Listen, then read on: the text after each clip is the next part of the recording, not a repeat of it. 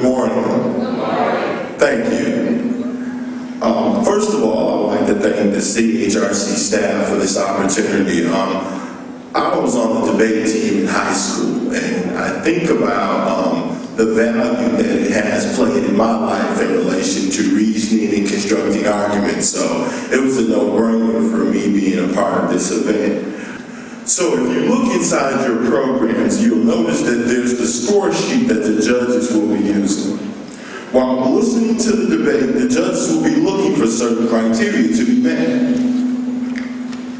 One, they'll be looking for a strong analysis of the important parts of the issue that they're debating. They will also be asking, are the teams providing reliable evidence to back up their arguments? They will also be asking, do they use arguments that have sound reasoning? Are they effectively rebutting the specific arguments made by the opposing team? They will also be looking for, are they using clear and audible speech delivery? And lastly, are they showing respect for the other team?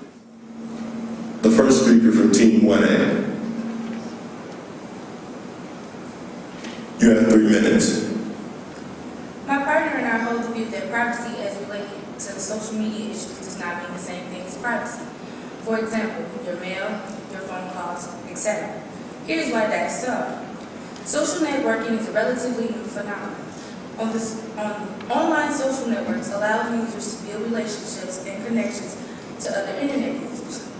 As of June 2010, Facebook listed over 400 million active accounts, which kind of gives an idea of how popular these sites are. MySpace, another popular social networking site, is called a gold mine of marketing research and a microscope into the habits and brand choices of America's youth.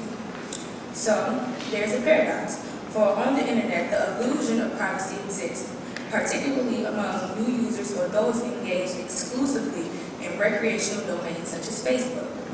Teens using these social outlets do so an average of an hour and 22 minutes a day. While students and others think that their Facebook or MySpace pictures are private, these are actually public diaries. Marketers, government agencies, colleges, and online predators collect data about the youth from these sites. The genie is out of the bottle, so to speak, in terms of privacy as it relates to social network information. Facebook's privacy policy as of 2010 states, we cannot guarantee that only authorized people will view your information. All that being said, my partner and I want to look at the topic of social networking from a different perspective. Social networks that provide their services without user fees make a profit by selling advertising, which is targeted to an individual's personal interests. These social networks collect a lot of information about potential customers. In other words, social networking sites are lucrative businesses that often have agreements with other websites that allow them to access public information on all users. The business world has a Latin phrase, caveat emptor, which means let the buyer beware. Social network users need to keep this phrase in mind when posting information on a website, where the data may be shared with others unknown, where data once posted may be archived forever. And to refer back to my analogy of the genie in the bottle, may never be put back in once it is out. As you can see, nothing about any social networking outlet even hints at the concept of privacy. My partner will build on our case by showing what can be done to protect information without unduly limiting internet access. Thank you.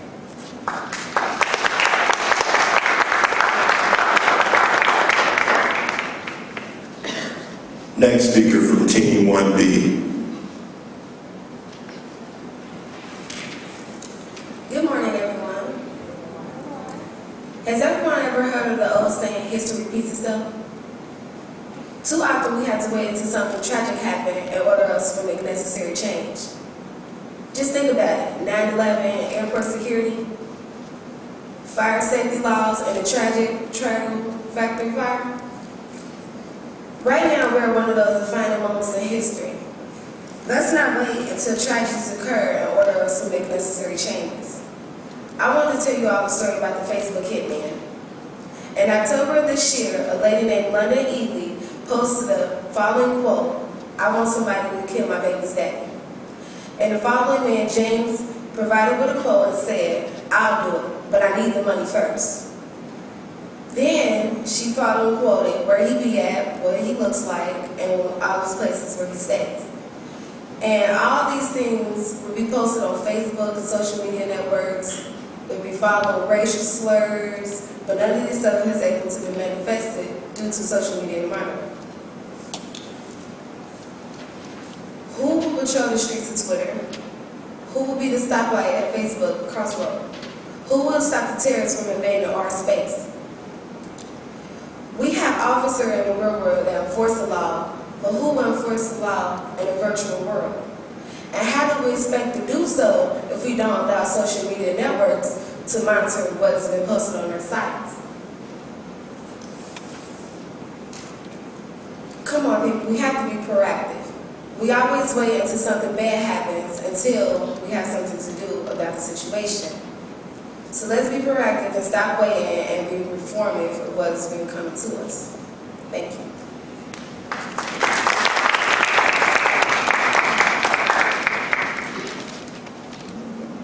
We will now hear from the speaker from Team 1A. Good morning. To reiterate what my partner has presented, two opposing situations are involved. One is that social networking has almost become indispensable for teenagers and others. Two is that there is an illusion of privacy that exists in the minds of young users. These sites themselves deserve some of the blame for the illusion and some blame for the release of personal information. For many sites ask for email addresses, and Facebook requires an affiliation with a high school or college, which in itself creates the idea of semi-private space. And just the act of sitting at home alone, typing into a computer may feel like a private exchange. Then there's the fact that social media is designed to encourage people to abandon privacy. Historically, human conversations were private and made public only through concentrated effort. But in a social media environment, all conversations are public unless you explicitly make them private, which is not as easy to accomplish. Given this situation, we think there are some things that can be done to help the individual keep their personal information safe. Probably the biggest, most important thing we can do is to educate our children to the dangers of placing personal information into the public eye. However, social media sites are not the only place where an individual's privacy might be compromised. Answering surveys online, giving credit card companies your vital data, and volunteering personal information on questionnaires can cause problems too.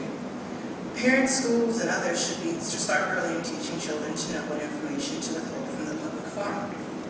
A second action that can be taken to teach upfront, particularly children, how to protect their sensitive information is to encourage them to contact the managers of the social networking site and demand that they place more features on the sites that guard users' data. Some of the newer status update networks like Twitter and Google Buzz allow users to post short status updates. They're designed to broadcast information quickly and publicly. So if you inadvertently post vital information, it becomes public instantly. Then there are the location networks. These networks using global positioning technology are designed to broadcast one's real-time location. These increasingly popular networks are built to interact with other social networks also. One doesn't have to think hard to understand the potential dangers to the users from stalkers or other crazies. These are the obvious downsides to some types of social interaction sites. So parents, teachers, and others should inform their children and pupils about these positive and negative aspects of the newer, more sophisticated networks. According to 3 Pew Research reports in 2005, 87% of teens use the internet. The percentage is undoubtedly large now. In a capitalistic society like ours, marketers of all kinds can use personal information collected from public online databases for commercial purposes. That is the law. To date, there is no all-encompassing law that protects users from themselves. And in our view, there should not be, because no one law will cover the large number of situations and large number of uses in the free market. If the social network user can show that they have been harmed, there are plenty of laws on the books already to cover identity theft, defamation of character, slander, and so on. Awareness is the key to the solution of the privacy paradox, not more frivolous laws.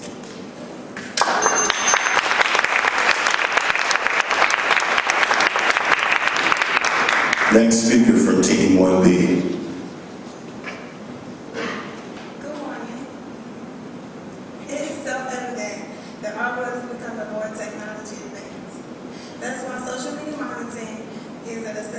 on ensuring the safety of our citizens as much as possible. For example, according to an ETV investigation, in the case of 2009, a 31-year-old nurse, Jaylee Knoll, was murdered by her husband, James Knoll. In this case, the police already knew that the cause of death was antifreeze, which is used in cars. The leading evidence in this case, however, was an email Julie had sent to one of her friends stating the Gatorade her husband had been administered to her while she was sick, which helped convict her husband of this murder.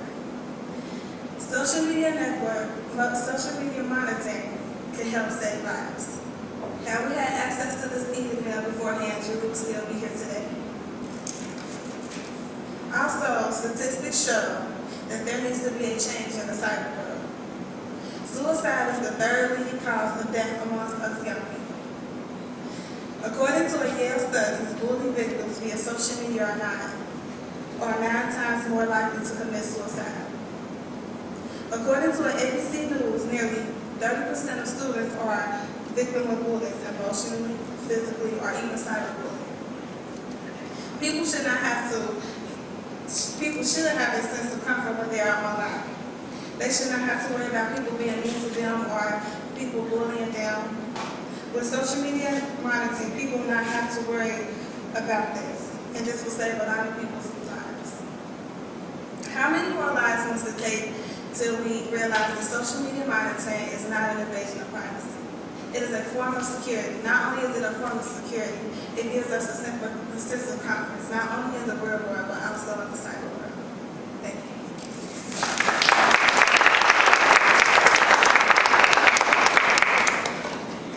We will now hear the rebuttal and closing from Group 1A. In our opinion, the debate today on the topic of privacy and social networking revolves around 2 key points. One is the definition of privacy, or confidentiality, or concealment of information. Point 2 is the level of harm, if any, that exists because an individual's data on social media networks is open to the public view. It is common knowledge that social networking sites are businesses that make their profit from market research and information provided by the users of these sites.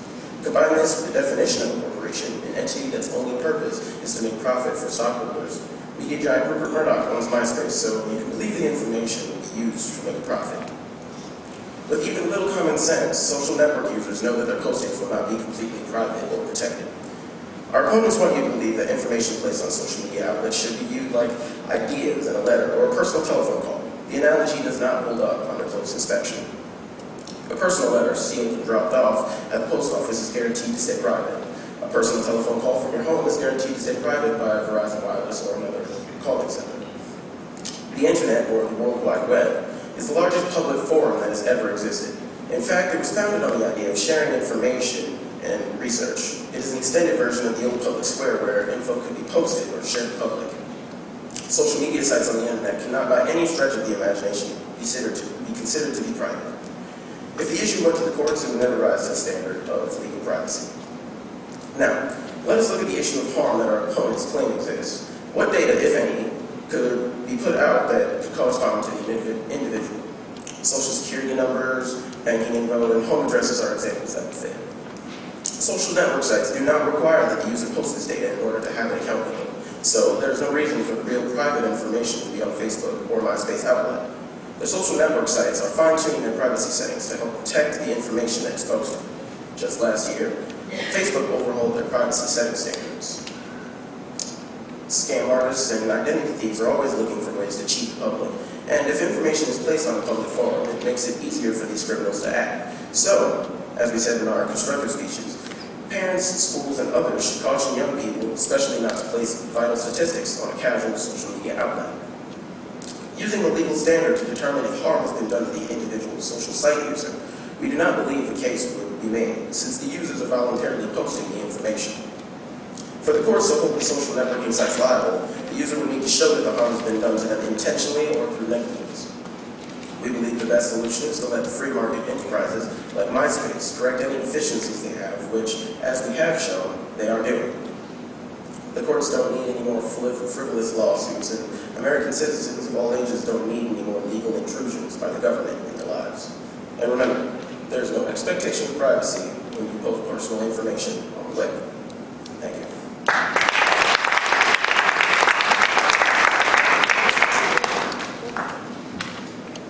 We will now hear the rebuttal and closing from Group 1B.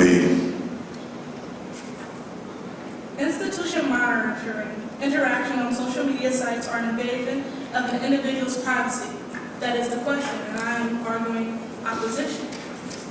My opponent says that there's an illusion of privacy that is posted on Facebook policies. Well, we're going to see if that's true because I have the policy written in fine print. And you can get this by first on logging onto Facebook or trying to set up an account. This is the first thing that pops up when you try to get on a Facebook account or any social media. Either you can accept or decline. But how many people really take the time to sit down and read what is listed? You know, when you get this new app, you're just praying, oh, I hope there's no fraud in it because I don't feel like reading all of this. So you press accept. Or you say, oh, I don't want to take the risk and I don't feel like reading it. So you press decline. How many people really take the time to read the information that is given? It's time for us to take accountability. Now, I can't read you the whole document, but I will summarize what it goes over. There's a lot of policies that talk about privacy policies, what they use your information for, what is truly private and what is public. I would like to read you an excerpt. It's on page 2. You can find this in document just by Googling it. It says, sometimes you will not be able to select an audience when you post something, like when it writes on a page or wall or comment or news article used in comics plundering. This is because some types of posts are always public posts. As general rules, you should assume that if you do not see the sharing icon, that the information is publicly available. So when you read this policy and you post something on there, you're accepting them to look through your mail. You're accepting that. You have accepted that. You must take accountability for that. You can't say we're invading your privacy. That's like inviting me into your home, and then when I walk in, you say, I'm an intruder. You just invited me in. And I accepted those terms. My friends and my fellow opponents, my fellow partisans or peers have mentioned about how lives were taken and threatened. And we can continue to expect this if we do not have monitoring. Monitoring will save lives. I have an analogy for you. Everybody knows about the crisis that is in Libya, how they rose up against Gaddafi and then they fell into an anarchy and there was complete chaos. Now, if we had no monitoring on social networks, we ourselves would have a virtual anarchy. There would be no one to tell you what you can or can't post. You can put blasphemy, you can slander names, you commit libel, and no one would know because we have no monitoring in place. There is no decent order, and lives will be at stake. So you must ask yourselves, is this truly an invasion of privacy or just another code of security? That is the question.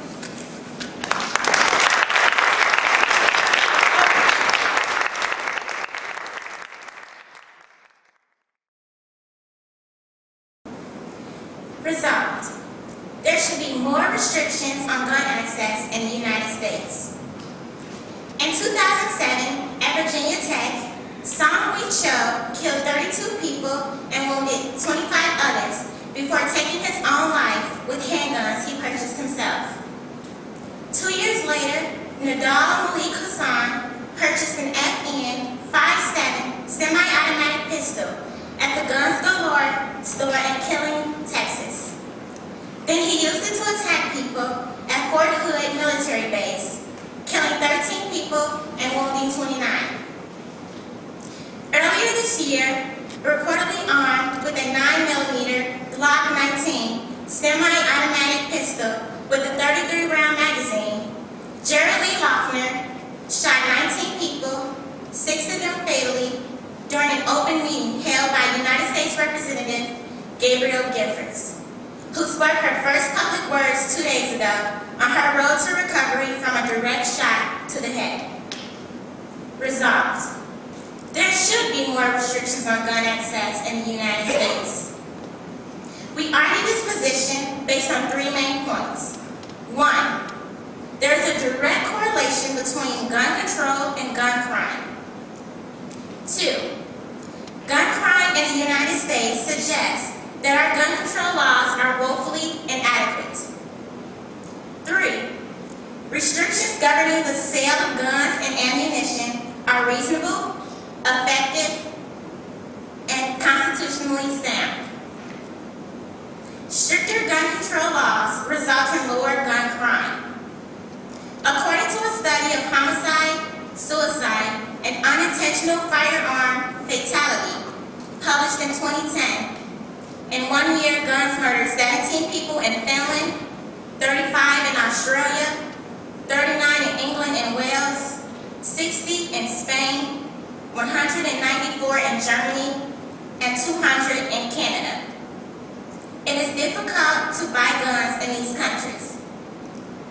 Now compare these yearly gun death numbers, 17, 39, 35, 60, 194, and 200, to the United States, where 9,484 people are murdered by guns every year. The correlation between gun laws and gun crime is clear. This statistic and the mass shootings mentioned earlier indicate that current restrictions on gun access in the United States is not enough to keep these weapons out of the hands of criminals. Thank you.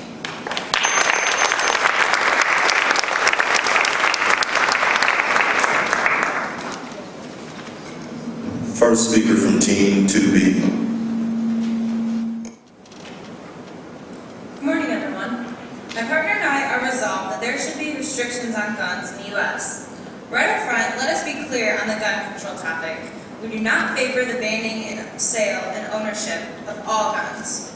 First, I will discuss what my partner and I believe are the key issues in this debate. Issue 1 is that the limitations and restrictions on certain weapons and equipment should be handled at the federal level so that there is uniformity throughout the U.S. Why? Well, there are a number of good reasons to restrict the sale and availability of some types of weapons and their attachments, like the magazines that hold the bullets. They create a danger to society, especially to the law enforcement personnel nationwide. Some weapons account for a disproportionate share of gun violence. Some guns and their features lead to more accidental deaths. Some firearms lead to more homicides and suicides. Let us examine each of these contentions. The danger to law enforcement personnel is obvious. Criminals that have assault weapons are a real threat to the safety of our police officers. As reporter Nicholas Kristof said in his New York Times article, assault weapons are not necessary for any kind of target shooting or hunting.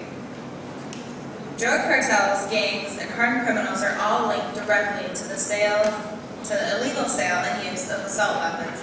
And unlike in the movies when real thugs fire these weapons, people die. Just like the Border Patrol agent who was recently murdered on the Texas-Mexico border. The availability of guns in the home ramps up the number of deaths from accidental shooting, the number of suicides, and the number of deaths caused by shooting during crimes of passion.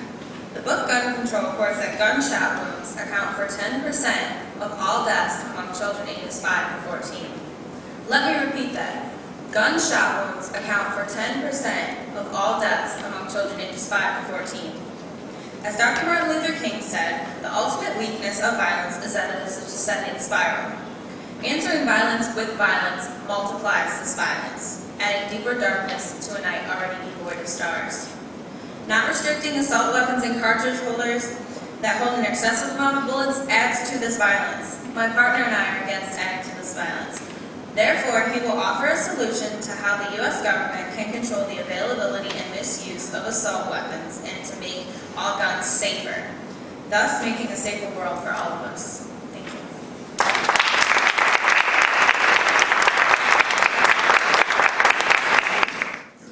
you. Next speaker from Team 2A.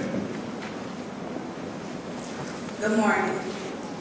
Destiny has discussed the direct correlation between gun control and gun crime. And she has presented data that shows the inadequacy of gun laws in the United States. We argue that restrictions governing the sale of guns and ammunition are reasonable, effective, and constitutionally sound. In 1993, the U.S. Congress passed the Brady-Hunt Handgun Violence Prevention Act, barring anyone with a criminal record or history of mental illness from possessing a gun. This was not enough to prevent Columbine, Virginia Tech, Fort Hood, Arizona, or any of the additional 5,000 plus gun murders every year. So what laws should states enact? States should prohibit civilian possession of military-style magazines. A couple of weeks ago in New Orleans, 19-year-old Joshua Lewis was killed on Halloween with a handgun that sprayed 32 bullets in a short amount of time because of its high-capacity magazine. This kind of device was used at every one of the mass shootings previously mentioned. States should also regulate gun dealers and gun shows. Officer Laney of the Cincinnati Police Department, District 4, advocates for overseeing gun dealers, demanding accountability for guns coming into stores and going out, mandating lists of clients to whom guns have been sold. Officer Laney is also for eliminating traveling gun shows. Guns may be legally purchased at gun shows without a background check. The Columbine High School killers used 2 shotguns, an assault rifle, and a Tech-9 assault pistol to shoot 36 people in April 1999, killing 15. All 4 guns came from gun show sales. Their friend, Robin Anderson, bought 3 of the guns for them from a gun show. After the massacre, Ms. Anderson stated that had she been required to undergo a background check, she would have not purchased the guns.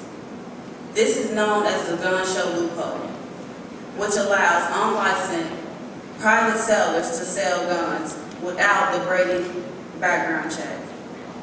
As Officer Laney states, the existing restrictions are not preventing dealers from allowing their guns to get into the wrong hands. Clearly, there should be more restrictions on gun access in the U.S. Thank you.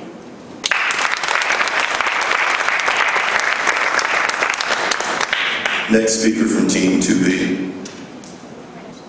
Good morning. My partner has framed the issues for the gun control topic. Although we're not obligated to offer a plan to implement gun restrictions, we choose to do so. So as my partner has indicated, I will cover some points that will show how the U.S. government can control the sale and availability to assault weapons and modify some equipment, which is part of the problem. First, let me digress a moment. America started as a varying nation. Farmers raised their own food supplies and traded and sold the extras to their neighbors, village shopkeepers, and businesses in other states. Almost every home owned a gun that was used to hunt game to supplement their food supply. Guns were also used to protect the home and property. Also, firearms were carried by family members who were sometimes called in the government service in a militia. Given that long history and tradition of owning guns, it is not surprising that guns are a big part of our society.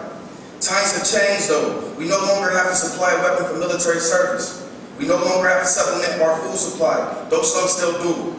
People also still keep guns for personal protection, but statistics show that gun owners risk accidental shootings in the home, particularly by children.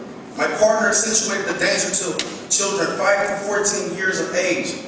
Our opponents imply that the Second Amendment gives carte blanche to the U.S. citizens to possess just about any kind of weapon, no matter how dangerous. We strongly contest that viewpoint. Now let's look at the United States. Now let's look at what the United States can do to control the proliferation of assault weapons and limit the number of bullets that can be held in magazines. The state's laws enacted in the 1990s that banned the sale and possession of assault rifles, barred minors from possessing handguns, and held parents liable for gun-related actions of their children. Bullet clips holding more than 10 bullets were also banned by 1994 law that was known as the Assault Weapons Ban.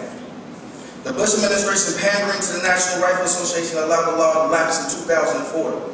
Our plan then is to return to a more stringent version of this sound law. Our plan supports the ban of all assault weapons, advocates a normal waiting period while a background check is being done, supports the idea that gun makers put more safety features on all guns to make them less likely to be fired accidentally. The cost of the government will be minimal. Most of the cost will be covered by the gun manufacturers. No pun intended, but the Bush administration shot the nation in the foot when they let the assault weapons law lapse. Our plan will restart a sound law. The Obama administration is thinking like us. They are considering gun proposals to strengthen background checks and limit the size of magazines. Hooray for them. Thank you.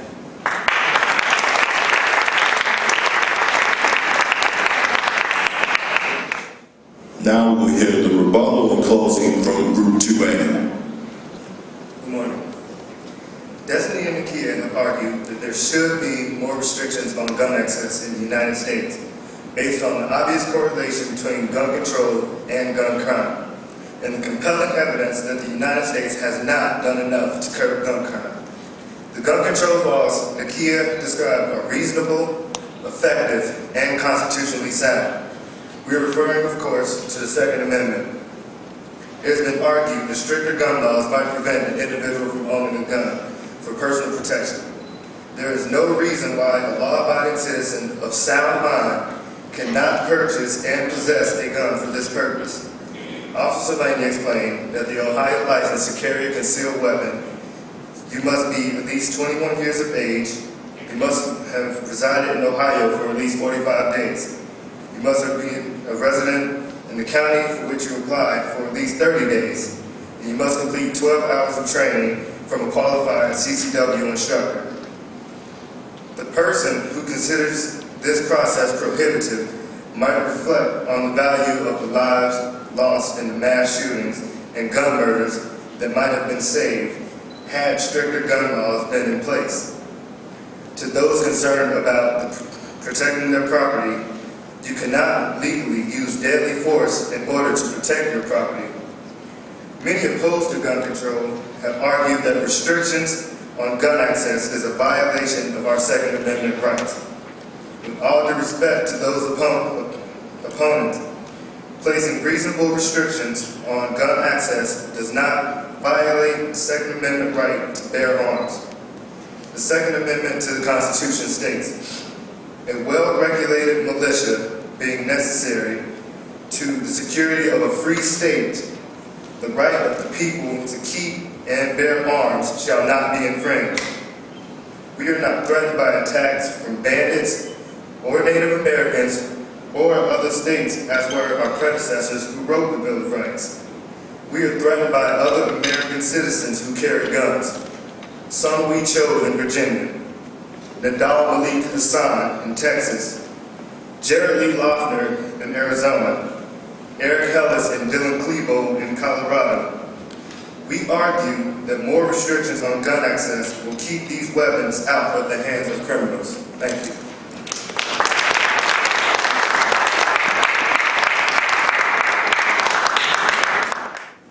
Our opponents have based their case on a handful of ideas. Let us individually examine each of these issues and see if they are real problems. The first thing they mention is that guns are what have killed people. People kill people. Put a gun in a room by itself with somebody standing on the other end, and the gun will not shoot the person. Put a person behind that gun, and the gun will shoot. They also mentioned that stricter laws won't infringe on the right to keep and bear arms. It's true. Common sense laws state should be used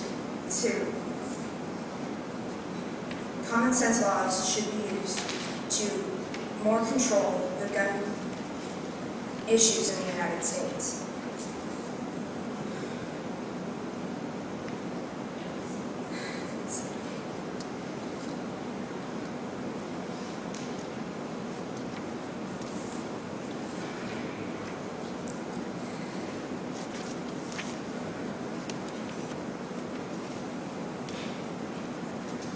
Guns should be used to protect ourselves.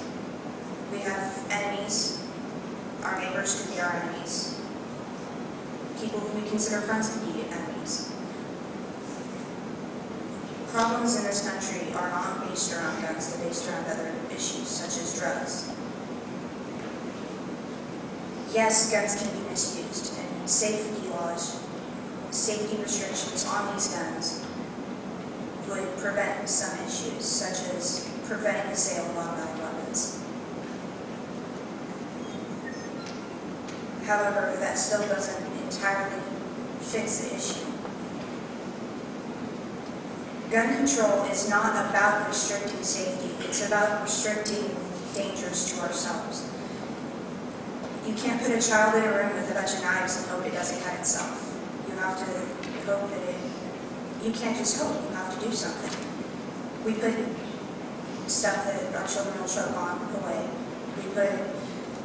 We make sure our kids wear helmets when they ride their bikes. We have safety belts in cars. Why not more restrictions on guns? What is different about guns from cars or knives or any other danger that can be found in a home?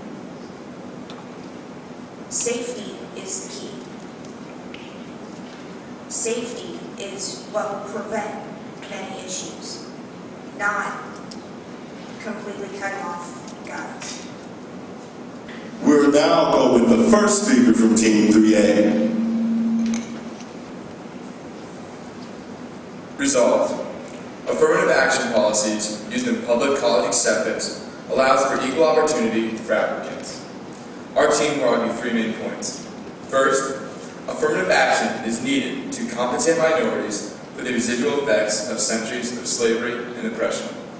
Secondly, affirmative action fosters a diverse community within a public college setting, which benefits personal development and prepares students to successfully participate in a heterogeneous and complex society. Finally, affirmative action gives disadvantaged students the opportunity to succeed in a public institution. Affirmative action, as defined by the American Association for Affirmative Action, refers to positive steps aimed at increasing the inclusion of historically excluded groups in employment, education, and business. Such steps are not designed to offer preferential treatment to any group, or to exclude any group from participation. On the contrary, affirmative action policies are intended to promote access for the traditionally underrepresented through heightened outreach and efforts at inclusion.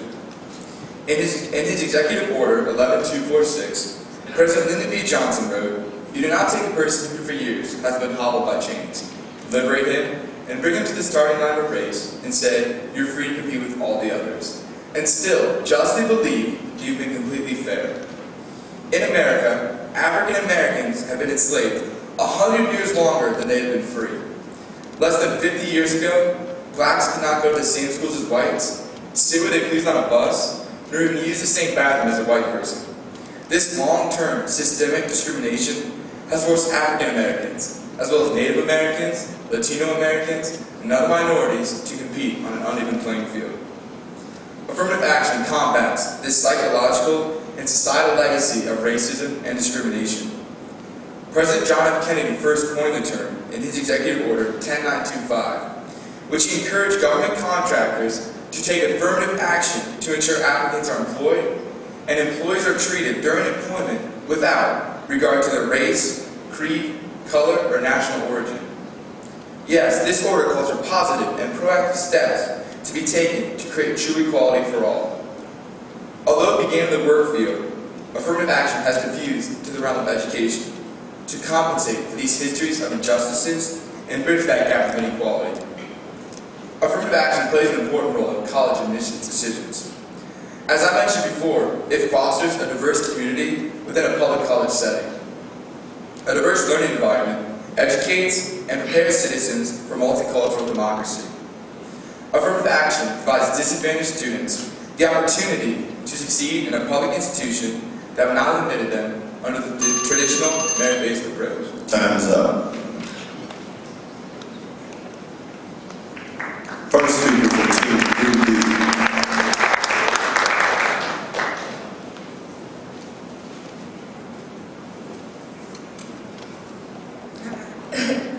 Affirmative action. Affirmative action was put in place to correct the wrongs that have been done in the past. But by doing this, we are wronging a next generation of individuals by putting them in situations that they may not be able to fulfill because of the lack of preparation compared to their counterparts. If school applications had nothing to do with a student's race or gender, would that same student get in that same school?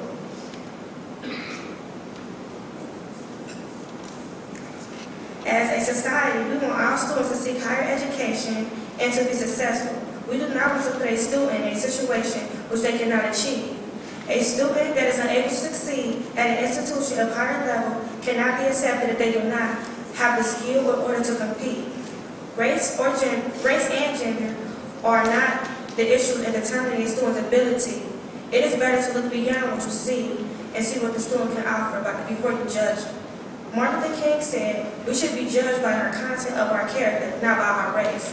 Does affirmative action live up to Dr. King's dream for America? Is it okay that my opponents who support affirmative action are asking us to create a separate but equal standard? They say never judge a book by its cover, but affirmative action allows a book to be placed in the library without even knowing its content. We are allowing a book to be viewed by the public without a peep inside. Look a little deeper, we may or may not find what we're looking for. If we are trying to compete with today's society with the best of the best, we have to start in the primary years educating our children so they can come to the table with the proper utensils. By using affirmative action to cover up the fact that we did not properly prepare our population, we're simply sitting individuals at a table without a plate. Diversity is desirable and won't always occur if left a chance. We must correct those wrongs and injustice which deny our people opportunities to sit at the table of America's prosperity. In doing so, we would achieve King's dream to help lead a truly colorblind society.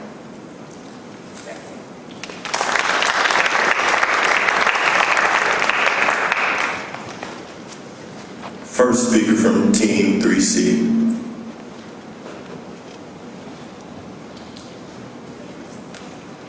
Good morning. Affirmative action policies used in public college exceptions allows for equal opportunities for applicants. Here are 3 widespread affirmative action myths. Myth number 1, we do not need affirmative action anymore. Although progress has been made, people of color and women are still more likely to be unemployed, employed at lower wages, and hold jobs with a lower base pay. The U.S. Department of Labor's Glass Ceiling Commission reports of 1995 states that while white men make up 43% of the Fortune 2000 workforce, they hold 95% of senior management jobs. Myth number 2, affirmative action favors people of color and women, leading to reverse discrimination. Affirmative action merely enables people who might otherwise be shut out to get their foot in the door. Affirmative action permits factors such as race, gender, and national origins, and admitting qualified applicants, keeping the door of opportunities open. Myth number 3, affirmative action really means quotas. Quotas are illegal. With affirmative action, federal contractors and employers must establish goals and timetables and make good faith efforts to meet them. But a legal affirmative action plan does not include quotas. We are now all for affirmative action. Affirmative action is an important tool to provide qualified individuals with equal access to educational and professional opportunities they would otherwise have been denied despite their strong qualification. These policies make certain that all Americans are considered fairly and equally for jobs and educational opportunities. Affirmative action is more helpful than harmful. Thank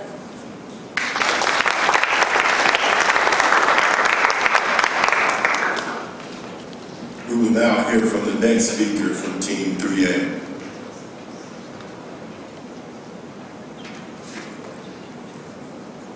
As my colleague Max stated, affirmative action is necessary to compensate minorities for the history of oppression that they have endured. This oppression includes enslavement of blacks and the deprivation of education for women. In addition to this compensation, affirmative action needs to be implemented into the college admissions process in public universities for social reasons. According to Aaron Thompson, the professor of sociology and co-author of Diversity in the College Experience, there are 3 major reasons for why a diverse campus is important. First, diversity expands worldliness. For some people, college may be the first chance to have meaningful interaction with people different than themselves. A lot of times, different groups are segregated from each other due to attending schools or living in neighborhoods with people similar to themselves. The college campus could give these people a whole new view on the diversity of the world in their own learning environment. Second, diversity enhances social development. By interacting with people from various groups, the college student can expand his or her social circle and learn from friends who are different from themselves. Interacting with people similar to yourself does not help you learn anything new about other cultures or viewpoints. Third, diversity prepares students for future career success. Despite the profession a student might choose to pursue, he or she will be working with employers, employees, customers, and clients of diverse backgrounds.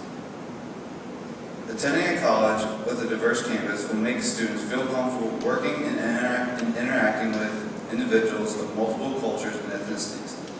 The social value of affirmative action is beneficial to students of all backgrounds. It cannot be guaranteed if admission is left to chance. In order to gain this social value, students eligible for affirmative action need the aid that this policy provides. According to the NAACP, 33% of African Americans and 35% of Latinos attend high poverty schools versus 4% of whites that attend such schools. African Americans also have the highest percentage of students who attend high schools that do not offer advanced placement courses. In addition, almost half of private school students come from families making at least $75,000 a year, while the average annual income of a black family is $38,000 and the average annual income of a Hispanic family is $40,000.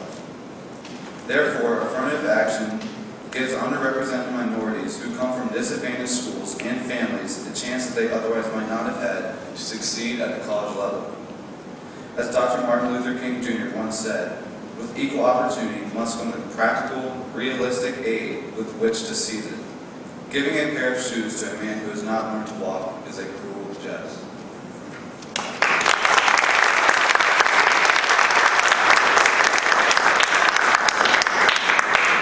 We will now hear from the next speaker from Team 3B.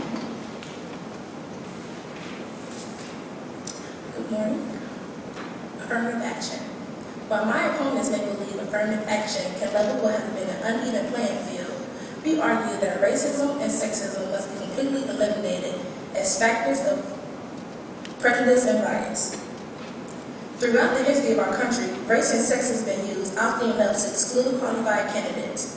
Too often in the past, we have disallowed individuals seeking knowledge at institutes of higher learning simply because of their race. Affirmative action continues this practice of punishing people based on their race. We should reward hard work, discipline, and achievement. We should reward a student simply because he or she is of a certain race, nor punish another student simply because he or she is not. Moreover, are we doing an injustice by not accepting a qualified individual, but instead holding a place for an applicant who has made it solely on the fact that a term has been created to correct the injustices of discrimination? Is an apology not enough? Should there be any compensation? What do we tell students that have met the requirements? Sorry, but we have to let these students enter because we have been unjust to their forefathers. And what were those students that have been accepted through affirmative action? What did we say when they can't make the cut after the first semester? Sorry you didn't make it, but we gave you the opportunity. Is that fair to the student? Is it being just plain biased? Why is it when you complete a school application, the school doesn't ask for your eye color, hair color, or even your height? This is because none of these things are important enough to affect your abilities to succeed in school. It is just as useless to ask for a person's skin color. Why do we keep drawing attention to it? My colleague mentioned that we should have a truly balanced society. She's not the only one that thinks this would be a good idea. In a document found on balancedpolitics.org, Roger Bastock stated that color is natural, and it is the mind that gives it meaning. Genuine justice is not based on fairness. In other words, don't let a student in college just to make it seem fair, when in reality, this student is struggling to live up to the expectations that allow them to be accepted in the first place. And again, we are not arguing that the opportunity to compete. We are simply requesting that with all the pressures one has to even exist in our society, let's not add more to them by placing them in a position to compete when they have not adequately have been prepared. Thank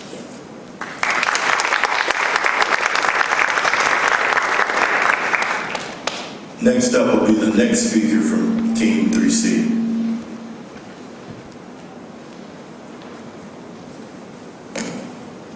Resolved. Affirmative action policies used in public college acceptance can help or harm equal opportunity for applicants. In 1965, Lyndon Johnson explained the rationale behind the use of affirmative action to achieve equal opportunity in speech. You do not take a person who for years has been hobbled by chains and liberate him, bring him up to the starting line of a race, and then say, you are free to compete with all the others, and still believe that you have been completely fair. The continuing need for affirmative action is demonstrated by the data. For example, the National Asian Pacific American Legal Consortium reports that although white men make up only 48% of the college-educated workforce, they hold over 90% of the top jobs in the news media, 96% of the CEO positions, 86% of law firm partnerships, and 85% of tenured college faculty positions. Though progress has been made, people of color and women are still more likely to be unemployed, employed at lower wages and hold jobs with a lower base pay. Underrepresentation is attributed to various social factors. Students from families where few people have pursued higher education are less likely to excel in high school. Students who come from communities where English is not regularly spoken face a large disadvantage in reading and writing, and students from school districts with lower funding and lower access to honors and AP classes tend to perform poorly on standardized tests. Affirmative action does not make it easy for students from disadvantaged backgrounds to get into college. It only makes up for some of the difficulties. Some say affirmative action policies admit students who are unprepared to handle school and leads to lower graduation rates. But this criticism fails to recognize that these students also often have unmet financial needs and other social support deficits that also contribute to lower graduation rates. Should affirmative action policies that permit race, gender, and national origin be considered when admitting qualified applicants be eliminated at state colleges which serve all citizens? You choose. For the people who are not pro-affirmative action, they feel affirmative action is designed to end discrimination and unfair treatment at for employees and students based on color, but they feel in effect it does the opposite. They're basically trying to say that for whites, even if there was a white student who was in poverty, it still doesn't matter because there can be a rich black person. Time is up.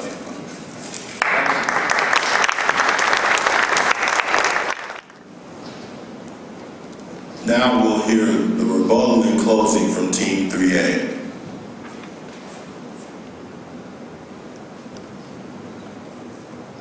Our opponents have indicated that affirmative action is a form of reverse racism against whites.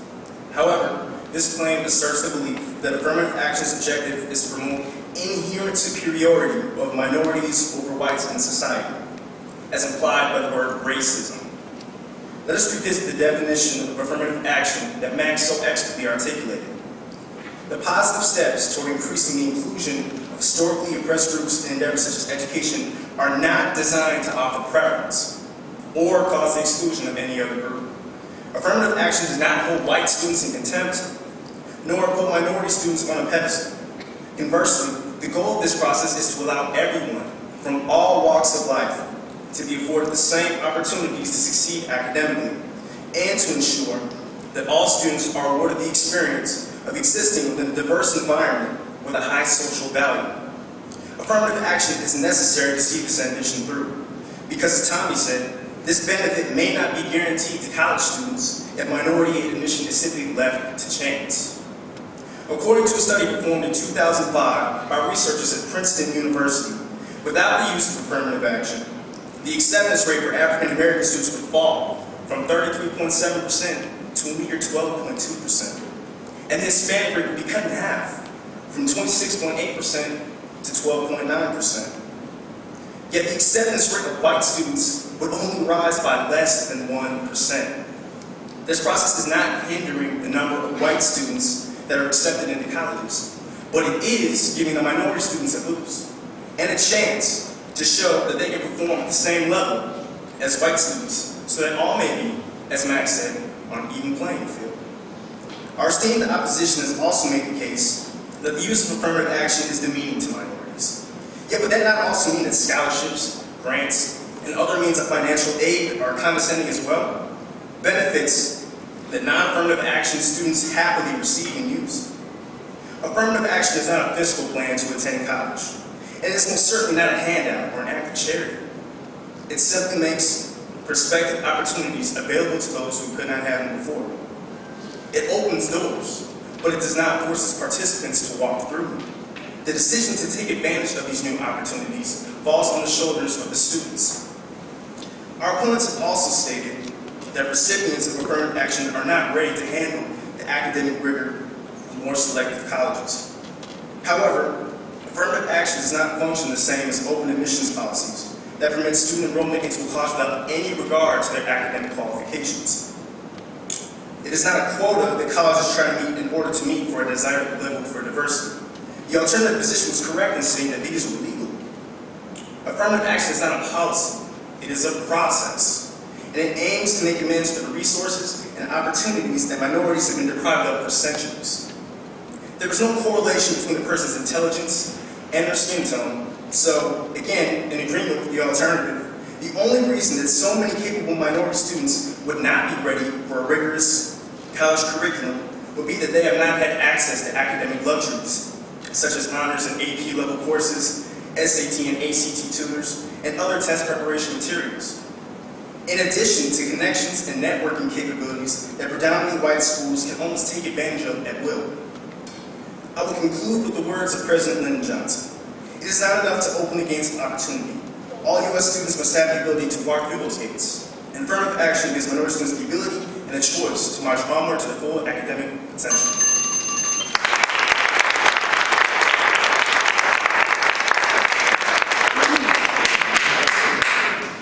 Now we'll have the rebuttal and closing from Team 3B.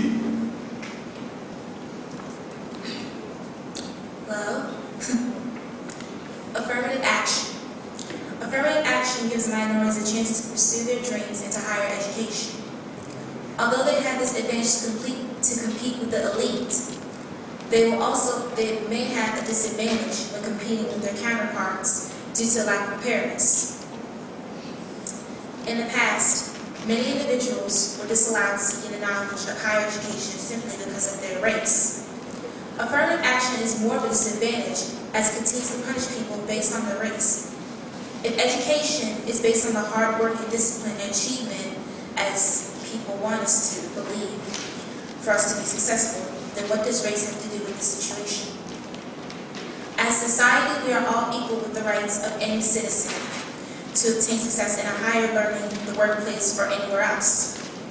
So, is it more of an injustice by not giving students a fair advantage to their way of success? Is it wrong to limit them from the way to have a career and successfulness? Also, my opponent's only argument seems to be based only on the success of the white man. My opponents believe that we do not need affirmative action anymore because while male workers are a bigger population than the other race. This brings me to the famous Babe case, when it was a white man named Alan Babe was turned down an opportunity for 2 years in a row by a medical school. After he had busted his behind to get the education that he deserved, his opportunity was still turned down. But when the opportunity came around again, it was given to a lower level student because it was equal. How could affirmative action be reserved racism when a white man not only graduated from a mere house college, when in that, it was just something to think about. Also, affirmative action, it just seems more of an insult to minorities because in a way, it's saying that the only way you'll ever get into college or be able to have a steady job is through affirmative action. So basically, it's my opponents, it seems that they're saying that you're stupid enough that you can't get in, so affirmative action is the only way that you're going to get in. Which it seems that it's unfair. When you fill out a college application, they don't never ask for your height or anywhere else. So why do we focus on the attention of race or what ethnic background we come from? Why can't we just focus on our skills and our abilities? Isn't that what getting to college is about? Your knowledge, not just because of where you're coming from?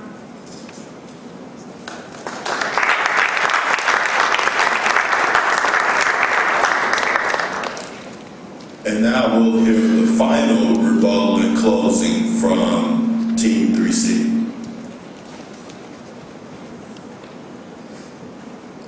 My team and I represent the fact that affirmative action is both helpful and harmful in providing equal opportunities in public college application. While diversity may be important, more important is admitting those who are most qualified. The disadvantaged minorities also may need a boost but although they may need this boost, they cannot generalize that most minorities come from disadvantaged homes, and because of this, those that do not come from disadvantaged homes will then be given an unfair advantage over minority students. In fact, many minority students do come from middle-class families and safe neighborhoods. So although this may even the playing field for disadvantaged students, it also gives an unnecessary boost to those students who are not at a disadvantage. It was also stated that affirmative action is needed to compensate for slavery and other oppressions that have existed in the past. Some would argue this only gives minorities an excuse for not reaching their full potential and working their hardest. While it may enable some minority applicants to take advantage of opportunities their ancestors never had, it can also encourage them not to put their best foot forward because of the crutch of affirmative action. Some would see themselves as entitled to these opportunities instead of giving the effort to be qualified. On the other hand, some would argue that affirmative action causes reverse discrimination. There is some validity to this statement, but it is not the purpose of affirmative action to do this. The system of affirmative action is not perfect, but it is successful in its aim to allow equal opportunity to minority students.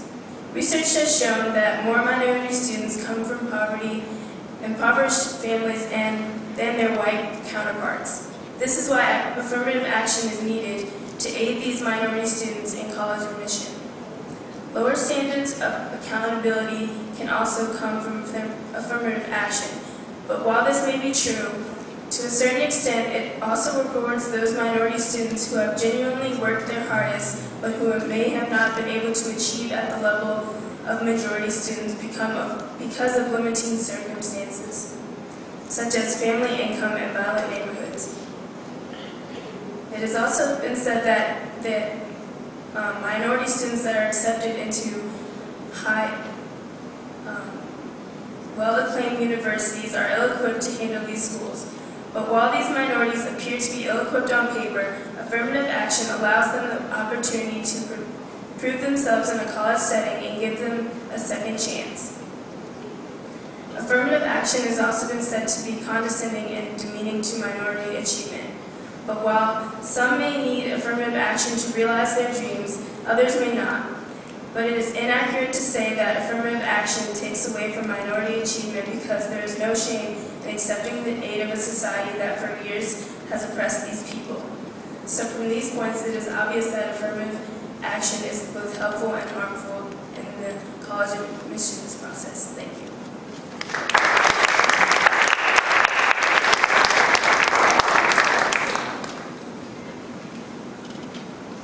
There are 4 teams that will be representing the runners-up. The first team is Team 1B from Withrow. Representing Team 1B, Jasmine Williams, Barbara Johnson, Asia Pershing, and Kyle Watkins.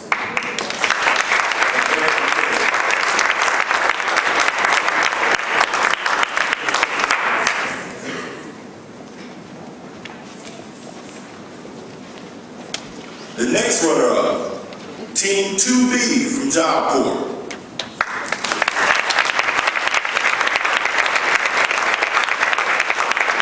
This team of Ricardo Abernathy, India Williams, Samantha Meadows, and Caitlin Norton.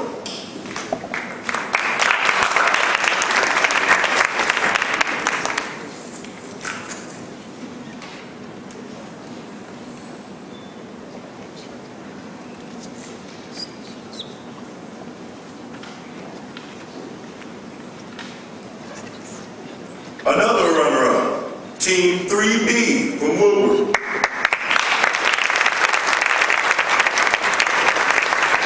This team consisted of Therese Esmond, Albriacia Jones, and Jemai Copeland.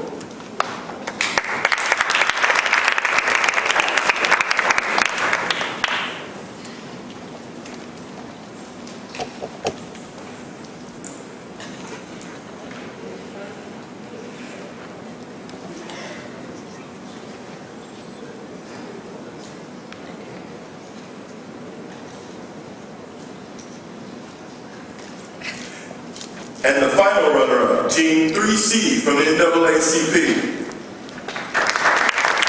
This team consisted of Justin Howard, John Tyler Irons, and Melita Brown.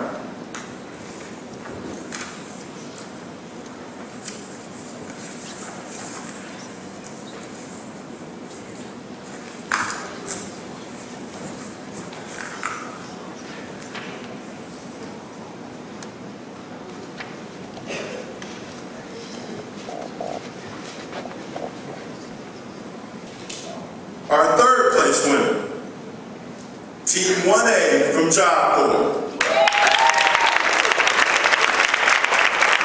This team consisted of Sarah Lockhart, Jamaica Barnes, Lavelle Williams, and Deshayla Mann.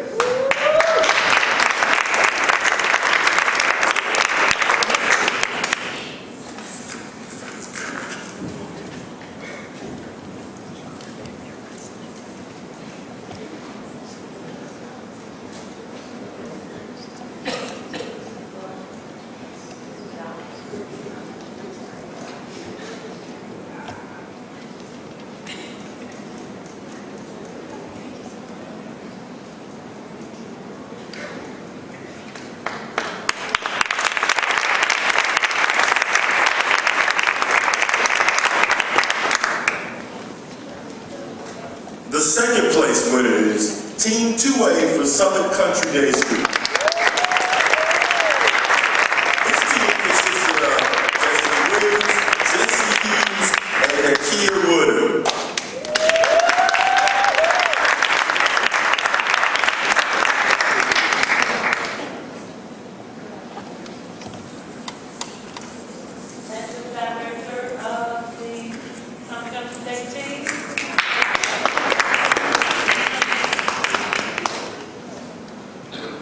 And finally, the first place winner is 3A, Summit Country Day School.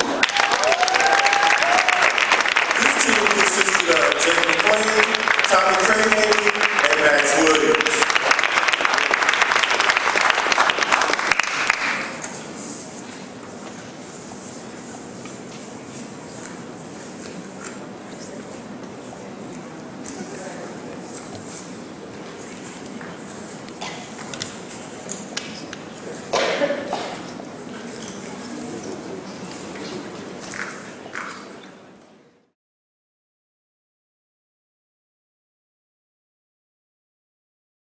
Hi, I'm Allegra White. I'm from Cincinnati Job Corps Center, and our topic today was whether we are supporting social media law or privacy laws for social media sites.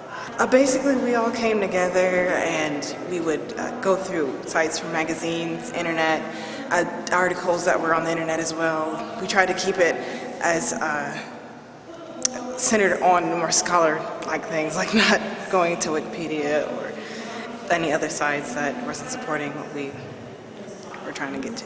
To do it again, really, it was working together was really fun. Being able to come together and come with a big idea and support each other, that was nice. Talking in front of people, I haven't done that in a while. It was nice, a bigger confidence, if anything. So. These are your team members? Yes. Right, okay. And you're all from? Cincinnati Job Corps Cincinnati Job Center. Corps, yes. Yes. I'm Lavelle Williams. I'm from representing Cincinnati Job Corps Center. I did the social media topic for privacy. And I'm Karonda Barnes. I'm also from Cincinnati Job Corps Center, and I also did social media issues. A part of a team, I haven't been a part of a team since I left home and came here. I was trying to jump into something so I could feel at home and get some love back because I'm a long way from home. I'm from Gary, Indiana. Yeah, it's a long way from home. So it was nice to be on the team and participate and perform in front of people. Really, I did this just because I'm more of an artistic person, so I wanted to be able to have some sort of competition, but also have it like intelligent because I'm kind of a sports person, but I really like to talk. I like to get words out there and influence people's ideas and stuff like that. So this was really nice for that. My name is Barbara Johnson, and I go to Withrow University High School, and our topic was, we were debating about social media privacy, whether it was actually an invasion of privacy or not, and we were that it was not an invasion of privacy, it was actually something to help us. As starting out, I honestly was against, I thought it was an invasion of privacy, but as we did more research, I noticed that they can only evade what I allowed them to, and by clicking I agree on those certain websites, it was really, I was doing exactly what they told me they would be doing. So had I had read all the documents, then I would actually know what had been going on. I enjoy hearing people's different stance on the different subject. I didn't really know that there were so many different opinions about that one topic, so that's what I enjoyed the most. I'm Max Williams. I'm a senior at Summit Country Day. All right, and I'm Tommy Cranhagen, and I also go to Summit Country Day. I'm a senior. Our topic was affirmative action policies Provide equal opportunity for applicants. We learned that affirmative action provides a good base of diversity in college campuses. And that's something very important for today's type of education. With such a global workforce now, everybody has to have the diversity and come from different backgrounds and be able to deal with people from different backgrounds. Yeah, and the admissions process itself, it provides like an even playing field for students coming from all backgrounds. So it doesn't matter where you come from, it gives an equal playing field for all students applying to colleges. What school are you going to next year? I'm not sure yet. Actually, believe it or not, one of my top choices is Michigan, and they had a big affirmative action lawsuit, so it's kind of ironic, but Michigan or Virginia, those are my top choices. My top choice right now is Emory University in Atlanta. I'm Samantha Meadows, and I go to Cincinnati Job Corps, and my topic was gun control. And what did you learn from researching that topic? Like, guns don't kill people, people kill people. Like, people out for revenge or people who are, like, not all there kill people. It's really fun. I like it. I mean, I like to argue. I like to be right. I don't really like to be wrong. But it's a fun time, especially I worked really hard. We practiced like every day this week, and I practiced several times, and it was just like, but I was pretty nervous, but it's pretty good. It's really fun. Was it worth it? Yeah, it was pretty fun. I'm pretty stoked.